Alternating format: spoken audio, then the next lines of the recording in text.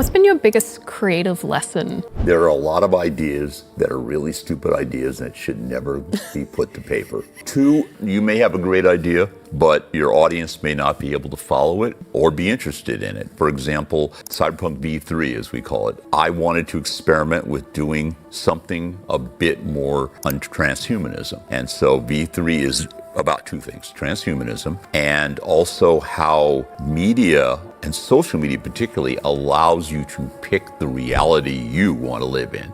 If you go talk to only certain people, if you are only seeing the feeds that you like, if you only dial in on the music, the art, the clothing, you can live in a different reality. And had I continued it, I think it would have been an interesting, storyline to follow how that collapsed. But most of the audience could not follow it, okay? And it was, I think, not really a good outcome. My brother Dave often says that, if you took all the cyberpunk links out of it, it would be really a great game. He and I kicked around how we would do that. The other thing I remember was I used the action figure art, and that was a mistake. Now, you got to take this in context. I collect G.I. Joes, and at that time, they were getting more and more realistic all the time. And you could, sub them in for almost people. So I was thinking about this and I said, not that I can't afford to go get art done, but wouldn't it be kind of wild if we made everybody look more artificial than they really were? We can do things that nowadays